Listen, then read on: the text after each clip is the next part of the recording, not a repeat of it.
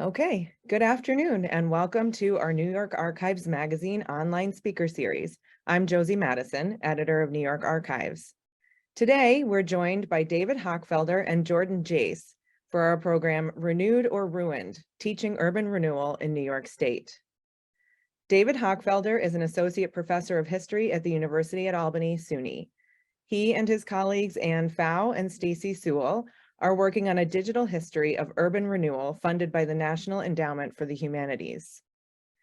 Jordan Jace is the Assistant Director of Education at the Archives Partnership Trust. A researcher, writer, project manager, and educator, Jordan has extensive knowledge and familiarity with using historical resources, including documents, artifacts, and historic sites, for educational purposes. Their work experience includes 6 years as a professional archaeologist and 4 years as a secondary social studies teacher. Jordan is also the statewide coordinator for the New York Council for History Education, the New York State Archives Student Research Awards Program, and the newly launched ConsiderTheSourceNewYork.org Diversity and Collaborative Knowledge Project. For those of you who have joined us today, there will be a question and answer session at the end of the presentation, so you can feel free to submit your questions throughout using the Q&A box at the bottom of your screen. Also, CTLE credit is available from the New York State Museum through a link that will be provided in the chat box toward the end of the presentation. And now, without further ado, I am pleased to introduce David Hochfelder and Jordan Jace. Thanks, Josie. Jordan, did you want to start? I will just say welcome. I'm excited that everyone is here and interested in learning about this topic. I think it's very relevant to what teachers are teaching, to civic engagement and media literacy and understanding what's going on in our communities. And David is the expert, so I will let him take it away and give you all a good overview of urban renewal in New York State. Thank you. Okay, thanks, Jordan. Thanks, Josie. I want to do a couple things today. I want to sketch the broad outline of the history of urban renewal nationally and around the state. And then I want to talk about using local records and what these local records can tell us about urban renewal in your communities. In other words, how you can research this history using locally available records. So I'll start with a brief PowerPoint. Let me share my screen.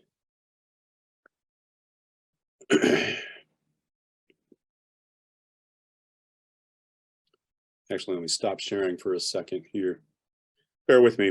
This worked really well in practice. Trust me.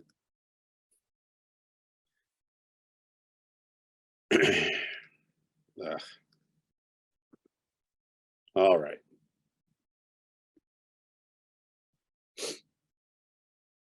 So, can everyone see my PowerPoint?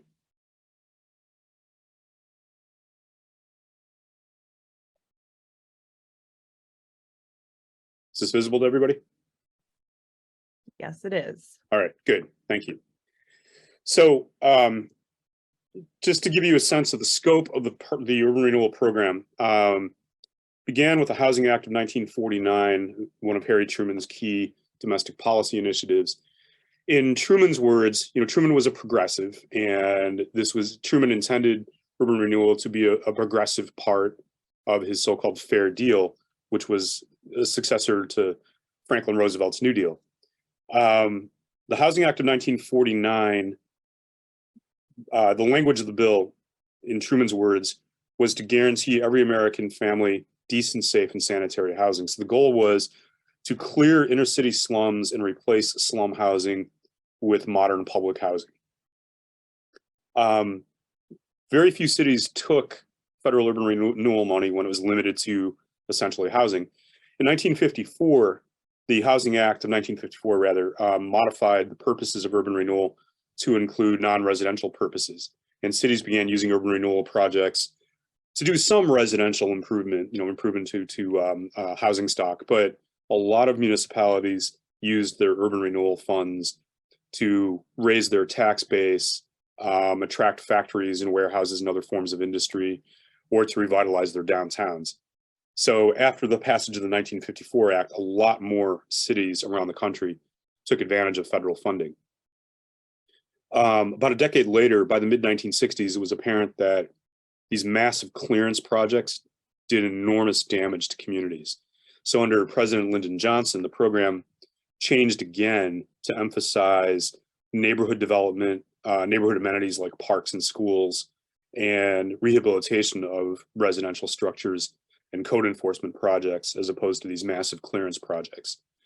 We don't know what this would have looked like over the long run, because when Richard Nixon became president in 1969, it was pretty clear that he wanted to end the program, and he did in 1974, and converted the program to community development block grants. Overall, in the 25-year lifespan of the federal urban renewal program, about 1,250 villages, towns, and cities, ranging from the village of Painted Post in the southern tier, a few thousand people, all the way on up to major cities like New York City, Chicago, Boston, excuse me, had federal urban renewal projects. The federal government spent about $13 billion in 1974 on urban renewal, and federal government covered 2/3 of the cost. So the aggregate total spent by all levels of government amounted to around $21 billion. So the federal government paid 2/3 of the cost of urban renewal projects, and the vast majority of these costs were acquiring properties, relocating residents and businesses, demolishing the buildings, and then assembling these cleared sites into large parcels to sell to private developers. So in other words, another way to think about urban renewal is that it's a massive land acquisition subsidy to private developers. Give an example. Newburgh's East Newburgh project cost around $1.7 million. When the land was cleared and parceled out for redevelopment, the city of Newburgh tried to market the land for $41,000. So that's a substantial land acquisition subsidy for private developers.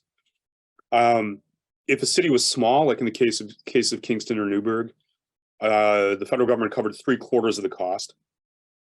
The state of New York was one of several states that helped municipalities with their local cash obligation and covered half of that local obligation. Cities could also satisfy their local cash obligation through infrastructure improvements like a new school or a new sewer system. In a lot of cases, cities convinced the State Department of Transportation to build what I call arterials to nowhere, because the state DOT covered the entire cost of arterial construction, and the city could bank that against its cash obligation.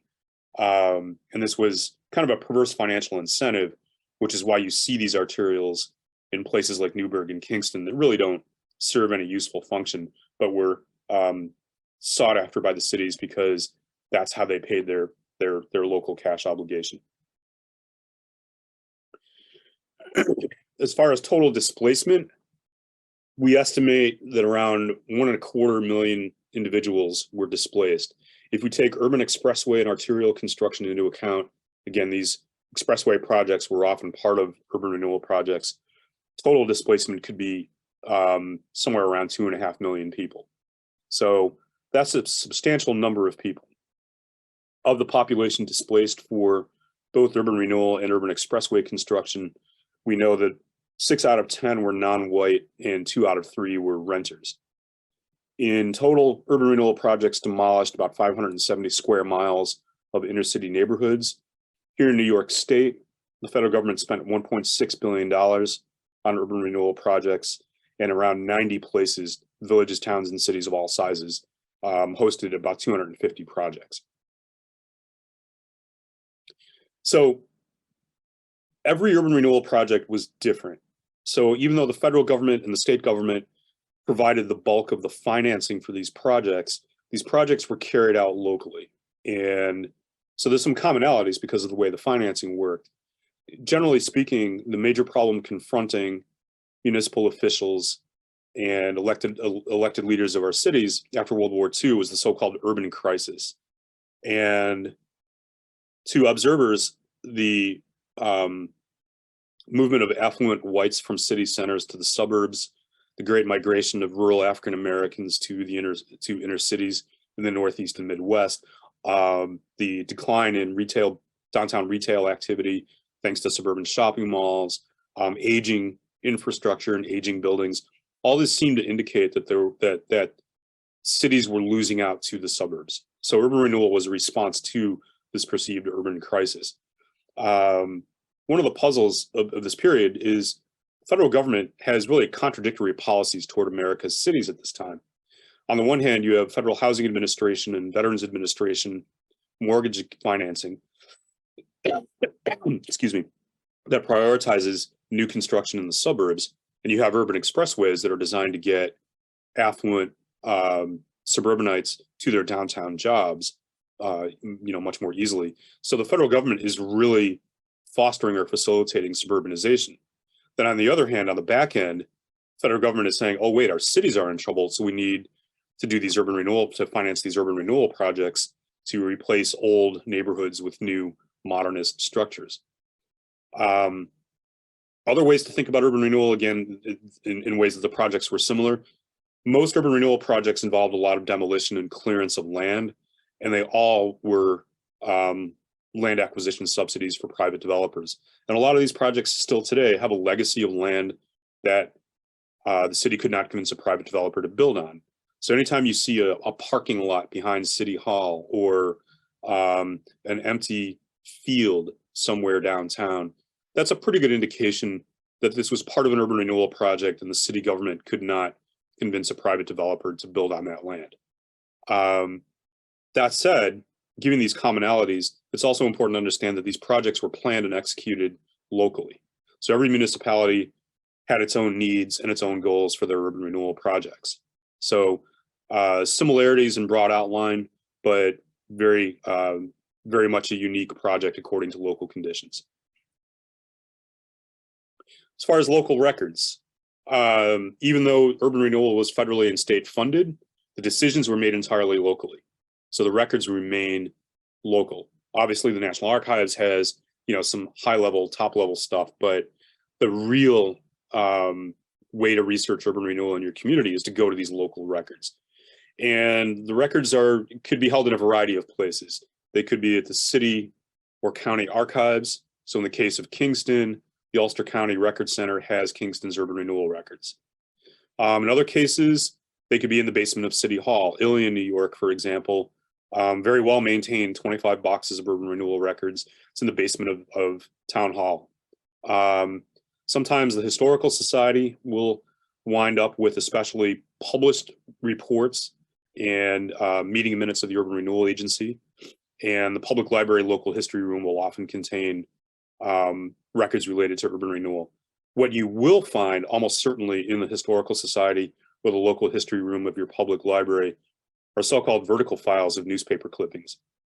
Those are also a good resource to start researching urban renewal. So in other words, the public history of urban renewal, to understand what it meant for communities and people, really requires using these local records. As far as relevance to today,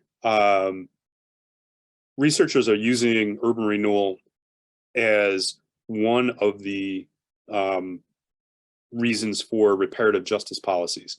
State of California is going to issue its Reparations Commission report sometime by July 1st. And California specifically mentions in its draft report, specifically mentions urban renewal and other discriminatory housing practices as one of the bases for reparations. Asheville, North Carolina also has a Reparations Commission that's investigating that city's history of urban renewal and housing discrimination. And there are similar efforts underway. The mayor of Saratoga Springs just released a statement in the past week or two that urban renewal is going to be one of the bases for reparative justice policy there. And Newburgh is actively looking at this as well. So how to research urban renewal in your community.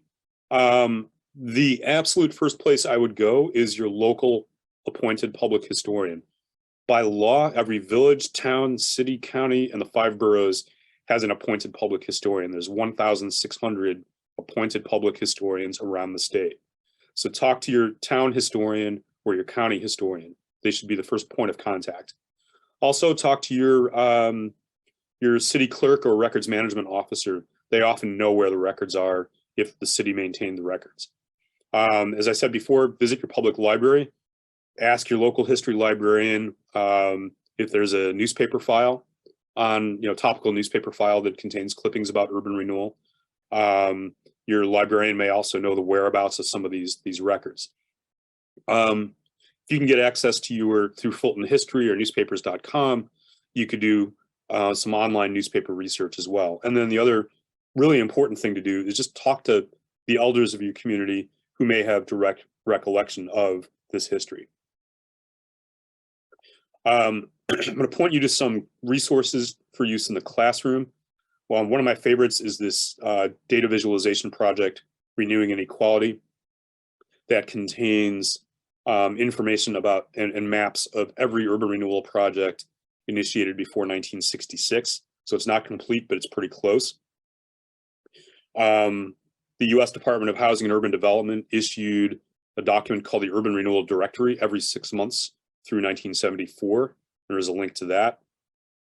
Our project is called Picturing Urban Renewal, and it covers Kingston, Newburgh, Albany, South Mall, and Stuyvesant Town in Lower Manhattan. It's under development, so it's not complete yet. And a couple of films that are on archive.org through the Prelinger Archives, so you can use them for fair use without infringing copyright. Man of Action, which is a 1955 film sponsored by the, I'm blanking what the action acronym meant. To Improve Our Neighborhoods was American Council to Improve Our Neighborhoods. There we go. And then the city of Oakland did a film on urban renewal in Oakland, California. I know it's not New York State, but it gives you a pretty good sense of how city officials tried to promote urban renewal through these kinds of resources. I'm going to switch to my browser. Can everyone see my browser?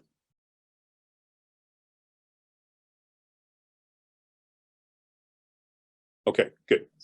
Thanks, Jennifer. I have a link to this document in the chat, as well as a link to the Picturing Urban Renewal site. So I'm not going to belabor the point too much here, except to say that what I've done here is identify documents according to sort of the life cycle of a typical urban renewal project. When city officials decided to plan and execute an urban renewal project, one of the first things they did was to justify the need for urban renewal. In order to get federal funding, in fact, municipal officials had to demonstrate that the area to be torn down was blighted and was a slum, and that the only thing you could really do to solve the problem of blight or slum housing was to tear everything down and start over. I'll talk about the appraisal process in a second, but I want to kind of lay down the marker for that now. Appraisers were consultants, and consultants know what the client needs to hear. And appraisers often included language in their appraisals that this house is located in an area that has no identity except as a slum. You often find evidence of redlining in these appraisal documents, but I'll deal with that in a second. So in order to get federal funding, the city had to say, this area is a slum, and the only way to deal with it is to tear it all down.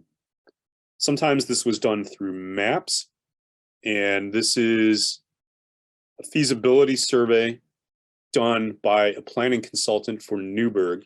And here you see the lower left of the map, an assessment of building conditions. And the urban renewal area here outlined in black, this ranking or grading of building conditions, excuse me, I'm recovering from a cold, mapping onto this is what justified urban renewal in a place like Newburgh. Again, consultants know what the city needs to hear to get federal funding. And to be totally honest and objective about it, yeah, in a lot of cases, housing conditions were worse in inner city neighborhoods targeted for urban renewal, because these are the oldest buildings, and these are the buildings, quite frankly, that the working class and people of color are forced to live in. One of the benefits of urban renewal is the modern or standard dwelling unit, as the term of art went. So today when we rent an apartment, we expect the apartment to have central heat, hot and cold running water, private bathroom, kitchen appliances. Before federal urban renewal, that wasn't the expectation. Often families would share a toilet in the hall or would have to supply their own hot water tank. So, or you might have an ice box and not a refrigerator. So in order to get federal urban renewal money, municipalities had to change their housing and zoning codes to essentially standardize apartments and houses, dwelling units, to meet these minimum standards that the federal government insisted on. So that's one beneficial thing about urban renewal. But that said, getting back to the map, planners tended to look at a city from the 30,000-foot perspective, looking down on a city. Planners very rarely, since they were planning projects in dozens of cities at the same time, perhaps, or at least firms were, they didn't really spend that much time walking the streets and getting to know the communities that were targeted for redevelopment. So the planner's perspective is very much from the top down, looking above onto a grid or a map of the area to be cleared. So it's an important perspective to bear in mind. Another way that cities justified urban renewal projects was by contrasting. So I have a link to a blog that we did on Albany, and there's an essay called Selling the South Mall, which effectively contrasts images of dilapidated buildings, and clothes on clotheslines seem to be a particular favorite for some reason, and would contrast these deteriorating buildings, obviously selected, right, with the brand new structures that would arise in their place. And this is from the Consider the Source website. It's a fantastic resource. Thanks, Jordan and the archive staff, for putting it together. This is a model of Binghamton's post-redevelopment city, and urban expressways, again, part of urban renewal. Here's an expressway interchange right in the middle of this model, or right on the edge of the model. So these structures here weren't necessarily what was going to be built. This isn't necessarily an accurate depiction of what people were actually planning to build. This is kind of I don't know, a serving suggestion. When you buy a cake mix, you see a serving, what the cake could look like on the box. That's kind of what this is. So cities use these models as ways to generate favorable publicity and support for their urban renewal projects. And these models existed virtually everywhere. I have links to models from several other, or renderings from several other places. These models would often wind up at City Hall, or a major bank, or furniture store, or community center of some sort, and they'd be on display for 6 months. So this is one of the ways that cities tried to generate support for urban renewal projects.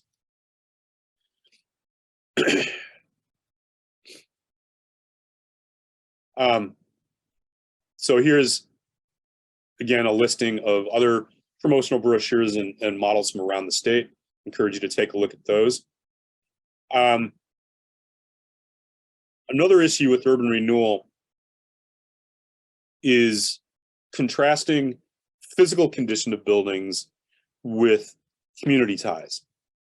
So cities did make the case that urban renewal was necessary because this particular part of the city had substandard housing and was a slum, as the saying went.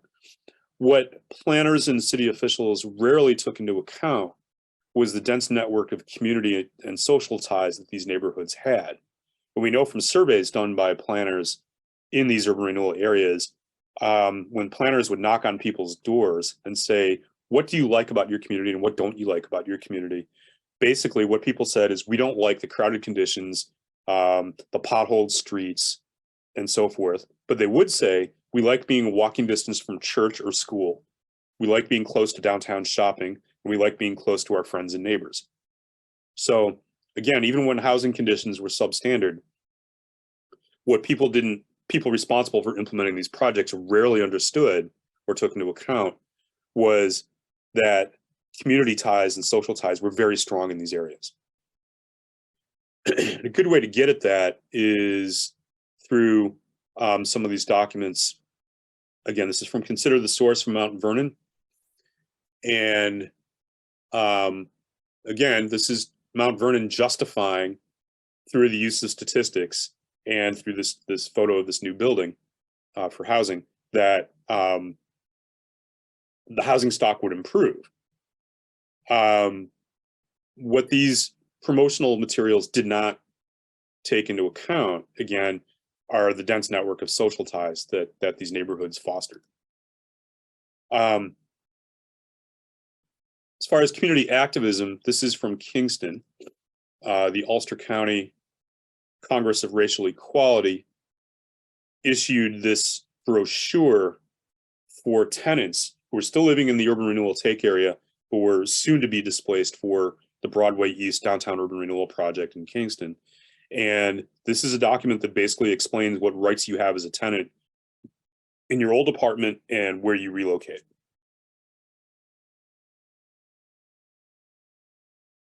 And then providing some resources, people to contact and so forth. We also know that the elderly, so the people who are most likely to be adversely affected by urban renewal were obviously the least powerful people in the community. In the case of urban renewal, that tended to be people of color, the working class, and the elderly. African-American and Puerto Rican families often had trouble relocating because of housing discrimination. The owners of apartment buildings would simply refuse to rent to a Black family or a Puerto Rican family. Large families with children also had trouble relocating because, again, landlords didn't want to take large families. The elderly, who were often homeowners, were often hard hit by this. And these are from a file of hardship letters from Kingston. The woman writing says, I am a widow, 71 years old, living alone at such and such address. I'm on a fixed income through Social Security. My daughter and her husband helped me with expenses until they moved into their own place. And the second page of the letter basically says, I can't afford to buy a new house. I'm probably going to have to move in with my kids. So at the stage of life when someone is widowed and elderly, that's probably the last thing, moving from your own house to living with your kids is something that very few people want to do. So the psychological effect of displacement was much harder on senior citizens than other populations. As far as what these areas looked like before demolition, I want to show a couple assets here. This is from Kingston. This is from East Strand, which is kind of where the parking lot for the Maritime Museum is now, if you're familiar with downtown Kingston. This is one of our favorite photos in businesses. This is a secondhand store called Poor Man's Paradise. And the owner had a great sense of humor. On that sign that says Poor Man's Paradise, you can see good and bad furniture. Above that, the House of Horrors. Next to that, the right, we've been approved by the Secondhand Chamber of Commerce. And then on the far right, come in and buy the furniture your grandmother threw away. So I just love that. But this photo gives you a sense of sort of the mixed use development that a lot of these urban renewal project areas had, where you have businesses tied into the fabric of the community, grocery stores, bakeries, taverns, lunch counters, shoe repair stores. And once a lot of these businesses, about a third of these businesses could not relocate successfully in a new location because the ecology, the neighborhood that they depended on for their livelihoods simply was gone. The next thing I want to show is, thanks to Bob Haynes, who is a reporter for the Kingston Daily, a photographer for the Kingston Daily Freeman. In his spare time, he took video and photographs of urban renewal demolitions as they were occurring. And this is about 2 minutes long, but I think it's well worth seeing. And this basically documents how demolition looked in downtown Kingston during the Broadway East Urban Renewal Project in 1967. What he told us when we interviewed him, he just recently died, unfortunately, is that a lot of these buildings were so sturdily built that they took a lot longer to demolish than everyone expected. And here you kind of get a sense of that.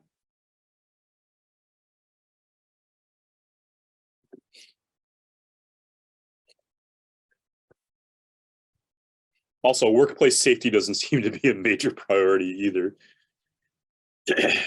This scene reminded me very much of 9/11 with the Twin Towers coming down and the dust clouds that were generated.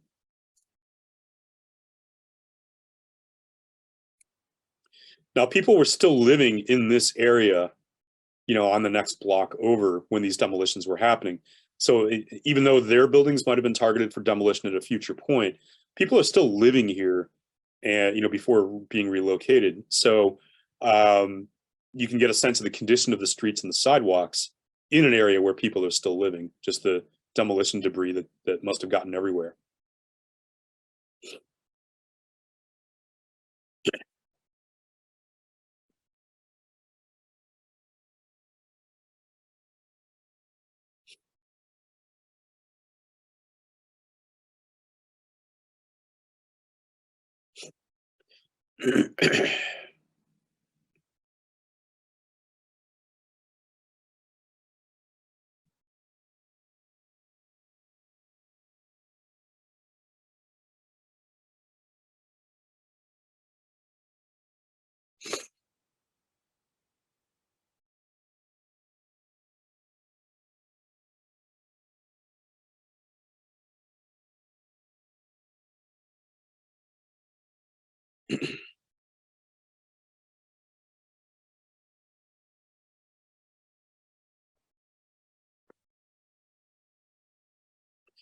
So shifting now to local records and what you can find in local records.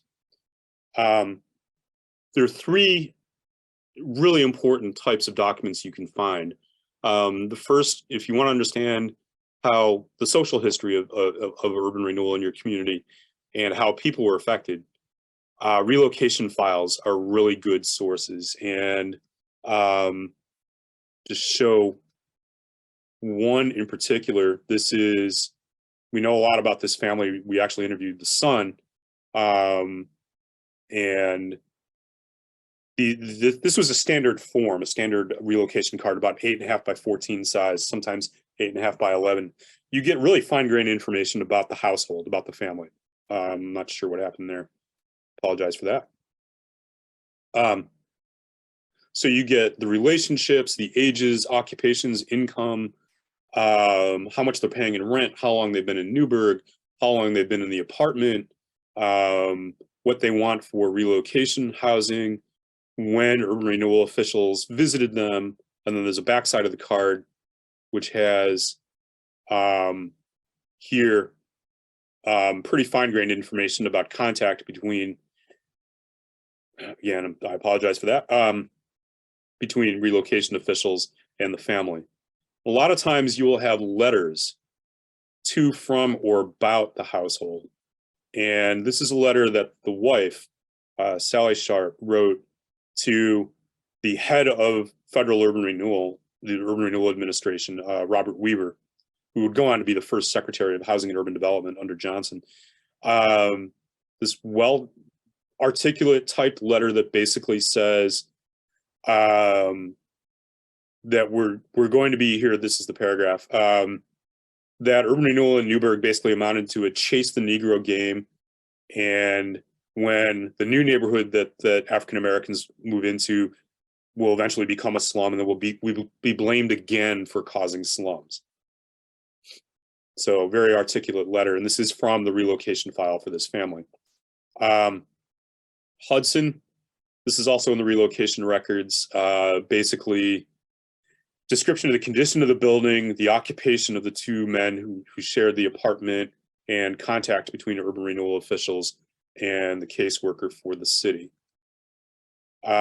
This is a relocation card for Kingston. I'm not sure how to flip it, but it's effectively the same as the one I just showed for Newburgh. And again, you can get all this really detailed information about households. Second class of documents that's important to understanding the local history of urban renewal in your community are property acquisition files, especially appraisals.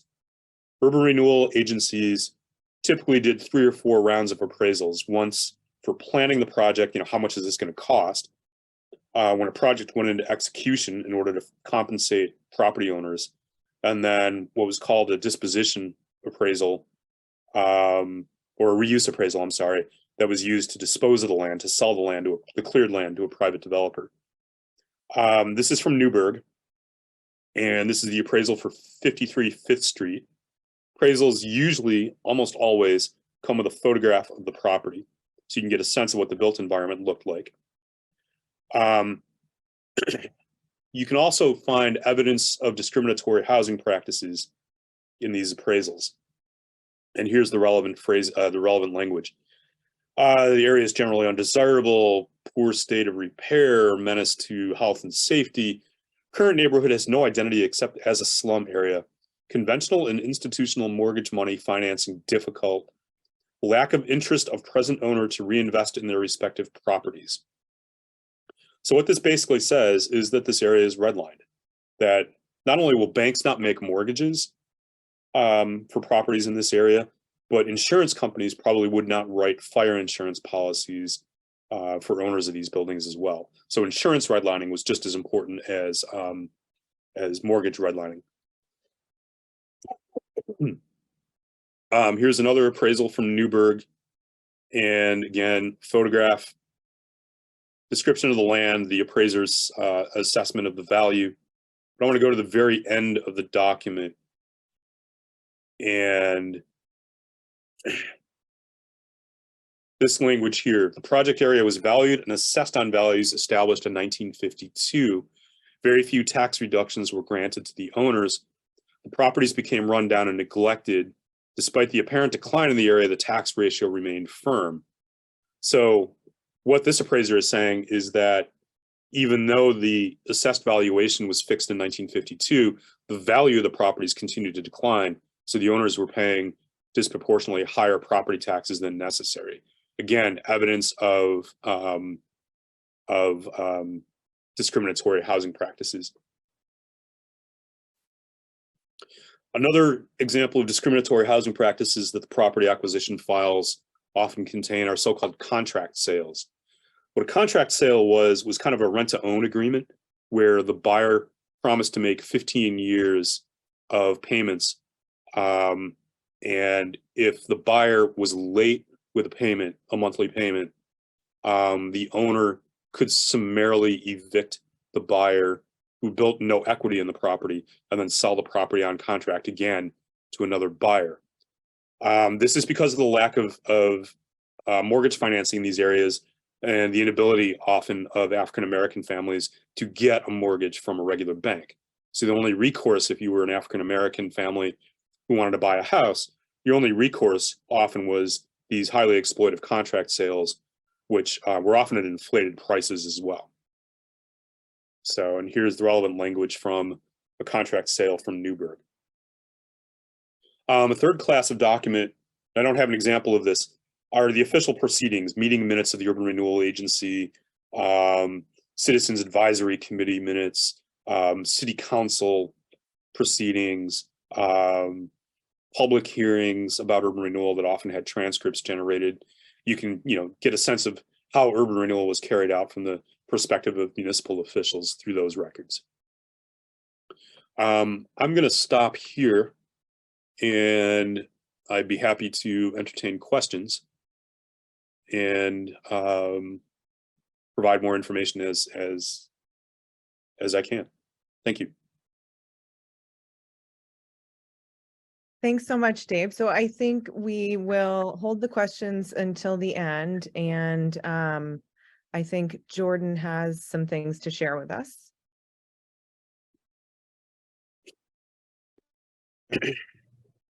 Assuming you can see the screen there. Mhm. Okay. I just have one slide, and I'm going to show you some things on the website. So this is the slide. Here's the link to the CTLE credit form. That was also put in the chat by Josie. So if you're a teacher and you want to get CTLE credit for the webinar, just fill out the form. There's a couple questions about what you learned today. And then the State Museum will give you CTLE credit for this. But the other thing I wanted to show you is we put some of these documents up on Consider the Source, as Dave was mentioning. There's many more to come. It's a it's a process to get them all up there. Through the grant that we got from the Institute for Museum and Library Services, we've been digitizing documents related to underrepresented groups and their histories throughout the state. And so one of the places that we've done that is the city of Hudson. So the documents you were seeing from the city of Hudson have all been digitized through this project and Consider the Source. So we are getting those documents up onto Consider the Source. That link I just clicked on that you can also use takes you to this urban renewal page. And we're building these resources. So we've got a brief historical background that we're going to add to there. Here is Dave's presentation. So the last slide with all of those great links on it is in this PDF version of his PowerPoint.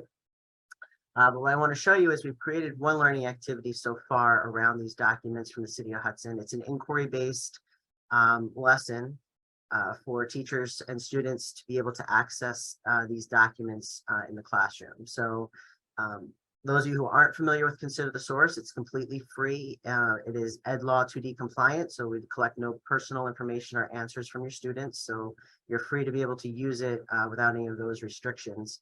And free account, and you can access all these lessons. You can save them to your account and tweak them to make them your own as we put more urban renewal documents up on Consider the Source for different localities throughout the state. You can pick one that's closest to you, swap out some of these documents for ones that are closer to where your students live, just for better engagement and better understanding of their local communities. So this is the teacher view. It tells you the documents that are in this particular lesson. We connect it to the social studies framework. This is for middle school and high school. You could definitely adapt some of these maps and things for elementary, upper elementary. But for 8th grade, this is where it fits in the social studies framework, that post-World War II era, as Dave was describing, in that urban crisis that was identified across the United States, they needed to address. And so urban renewal was one of those ways that they did that. So teaching this definitely fits in the framework, but you gotta see exactly, you gotta read kind of between the lines. But they want students looking at those shifts in demographics and the effects on the urban and rural communities. And then 11th grade fits here in the domestic issues, the safety net, the whole argument over how much of a safety net federal government should provide, how federal government, what role it should play. This is all part of that discussion. And then obviously 12th grade with public policy. These are issues that are still around today. Every community deals with some level of gentrification, community development, and your students are going to be that next generation of residents who are going to be making those, helping to make those decisions. And so the more they know about what has been tried in the past, what worked and what didn't work, I think the greater sense of how they can affect change they get from looking at the history. And then again, of course, the social studies practices, using primary sources, having your students dive into the evidence. And then the civic participation. If you're looking for civic readiness projects, civic engagement, your local communities still live with the effects of urban renewal and are still looking at ways on how they can remedy. Dave mentioned some of the reparative work that's going on in different communities around the effects of urban renewal. So if you're looking for ways this connects to your curriculum, what you already teach, the curriculum connections there will help you with that. I'm going to show you the student view. So when you assign it to your students, if they do it online, you can assign it through Google Classroom or by just sharing the link. This is what they would see. They click on the document, they can blow it up. So this is an image taken in the 50s in the area of urban renewal in the city of Hudson, showing kids playing basketball in a playground, one of the local playgrounds there. And you'll see we have some documents, concerns about playgrounds being demolished because of urban renewal, and if any of the money was going to be used to create new playgrounds for students, for children in the community. This is a picture of a girl right on the banks of the Hudson. I believe it says the up top here in this flat area is the Promenade Hill. So if you're familiar with the Hudson area, that's a park area now. So just images of what it looked like before. So having students think about, well, what did the community look like prior to urban renewal? And then this is the Department of Youth wrote letters in to the urban renewal council or team asking about low-income playgrounds for low-income housing groups in the area. And they get some responses, and basically the money isn't designated for that at the time. So, you know, whether or not they got playgrounds out of it, I'm not sure in the end. But it was a whole discussion and a concern on those who were concerned about the children in the community losing access to play areas. So having students think about the impact of urban renewal, and you know, what might students have think, you know, what could have been a better option, a better way to go in making these decisions. Here's a map. Maps are always great, and this is great because you can pull up on Google Maps today and see what this area of Hudson looks like. And this was the area that was scheduled to be, well, they say abandoned, but I think this was the area turned into the Hudson Terrace apartments. So they took out many residences here to put in apartment buildings and housing. And one of the individuals impacted by that specific area, we have a case note from a social worker. So a lot of these individuals who were struggling with being relocated, they had caseworkers who were assigned to their case, worked with them. And these notes are great because it details what that person's life was like, what their situation was, why relocation was a problem for them. And so this is a woman in the community, and we redact the information on Consider the Source because whether or not the person's still alive, they still have family members, and there's a lot of personal information about their income and their health. So we take out their personal information or their names so that you can learn something about their situation without it being connected directly to the person.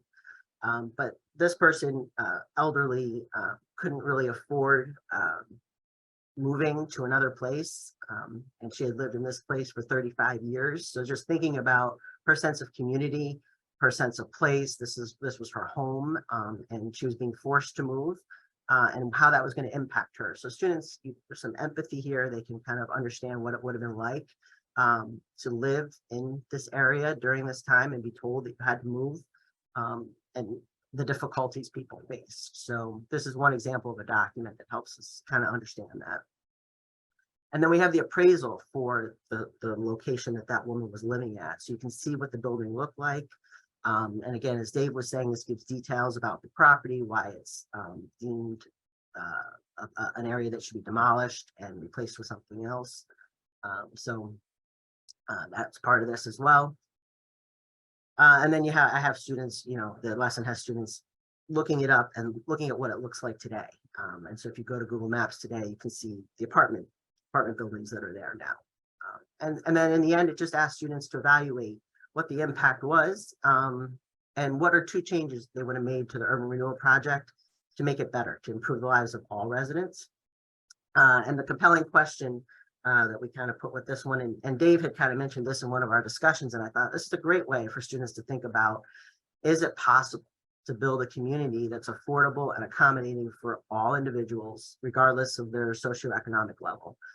So, you know, we see a lot of areas of communities that are just for the wealthy, and then ones that are for, you know, middle income and lower income. Is there a way that, you know, in the future, we could have communities that are wonderful places for everyone to live all in the same place? So something for students to think about. You know, it's a compelling question. So this is a lesson you could use, you can tweak. You don't have to use all the documents. You can put in other documents more relevant to your local area, but just an example of how Consider the Source can give you access to documents on urban renewal and teaching, you know, civic engagement, civic readiness in your local communities. So I'm going to stop sharing here. And I think at this point, I'll turn back over to Josie to open it up for Q&A. Great. Well, thank you so much to both of you. We do have a couple of questions. I also am going to share, one of our participants wanted to share that there is a relevant film also available for CTLE on WMHT's website, and it's called Bridging the Divide, about the public art project under the Hoosick Street Bridge. So I'm gonna pop that in the chat so that everyone has the link there. But it does discuss the impact of an urban renewal project on that neighborhood. Moving on to the questions though, I wonder, Dave, if you could share, have there been any examples of really successful urban renewal projects in New York State? It depends how you define successful. To thinking of New York City, Lincoln Center, we could look at that as a successful example of urban renewal. I mean, certainly Robert Moses would be more than happy to take credit for Lincoln Center. Lincoln Center, by the way, the opening sequence of the original West Side Story was filmed in that area while it was being demolished for urban renewal, and you can see some of the clearance activities taking place. So the trailer for West Side Story in the opening sequence is a really good kind of window into what Lincoln Square would have looked like before Lincoln Center was built. So not to be too flippant about it, but yeah, you could look at Lincoln Center and say, well, New York City has this performing arts space, and Fordham, there's a Fordham campus there. This worked out great. But again, what happened to the residents? What happened to the community ties? So defining success really depends on what the intentions were for the urban renewal project anyway. There are examples of, in Kingston, for example, even though relocation was a major headache and didn't work as planned, Rondout Gardens is a fairly successful low-rise public housing project that was one of the goals of the Broadway East Urban Renewal Program. So there are examples of successes, but again, it just depends on how you define success and whose perspective you adopt. That makes a lot of sense. It kind of leads into another question we had, which is there any way to learn or to see in the records what happens to the people that are displaced by these projects? Yes. The residential relocation files will often detail where families were relocated into. That was the whole point of the relocation office, generally, was to provide support for relocating families.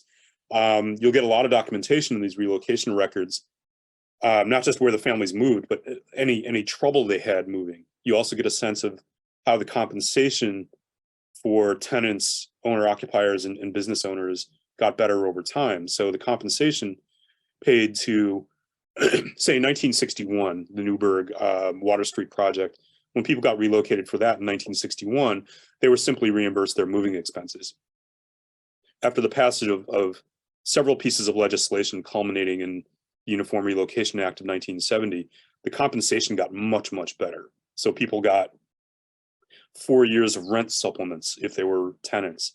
Homeowners got basically a top up so they could buy a comparable house that might cost more money in another neighborhood. Business owners got more support for relocating their businesses. So, but yes, the residential relocation files will contain information about where households went and what kind of rent they paid after being relocated. Okay, great. And do we know our students of urban planning or urban design, are they studying these projects and these outcomes and kind of using them to guide new projects, or how is that working? Trying to frame my answer in a way that it respects my geography and urban planning colleagues here at the university. The whole point of urban planning as a profession in mid-century America was taking old cities and making them suitable for the automobile, which strikes us as really bizarre today, right? That we would take a city like Troy or Albany or Hudson or Beacon or Newburgh or Rochester and reorient them. You know, they were designed as 19th century walking cities. And then, oh, everyone's got a car, so we have to widen the streets and tear things down. So that was kind of the real goal of urban planning was to refashion cities around the automobile and then to segregate functions. You know, Brasilia, the capital of Brazil, is probably the best example of this. You have a residential zone, you have a commercial zone, you have a shopping district, because the automobile facilitated quick travel, you know, quicker than on foot. So now urban planners realize that those two things were largely mistakes. And the goal of planning is so-called mixed use communities, or improving densities in city centers, so that you can return to what planners are now calling the 15-minute city, that you can satisfy all of your needs within a 15-minute walk of where you live. That's how cities used to be anyway. And then planners tore them down, taking some shortcuts here in order to accommodate the automobile and to accommodate this segregation of uses and functions. So the planning profession, I think, has learned from its mistakes. Okay, great. Well, these records certainly can help us learn all kinds of things. And, you know, hopefully they can help us make better decisions in the future, but they can also help students think about how these decisions are made and what the impacts are. And that's really what we hope for with students when they interact with primary sources. So I think it's a great project, and I want to say thank you so much to both of you for sharing the information about urban renewal and how it can be used in a classroom with us today. I'm also going to mention that I did put some links in the chat for those of you who have joined us today. So if you want to go through and kind of pull any links that you think might be useful to you, they'll be right there for you in the chat. And if you're interested in learning more, please visit www.considerthesourcenewyork.org. It's our privilege to make these events available to you and to keep New York State's history alive. If you're interested in the content we create and want more, please contact us at aptrust@nysed.gov to receive a free past issue of New York Archives magazine, which I always say I highly recommend. And also, please join us on June 20th at 12:30 for our next New York Archives magazine online speaker series entitled Researching New York Families, Writing the Book on the State Archives Records and Untold Discoveries, with Jane Wilcox and Tom Ruller. And you can register for that event and find out more about what we're doing at www.nysarchivestrust.org. Jordan and David, thank you so much again today for joining us. And thanks to all of you out there who also joined us today. I hope you have a great day. Thank you, everyone. Appreciate your time and attention. Thank you. Thank you. Thanks, Dave.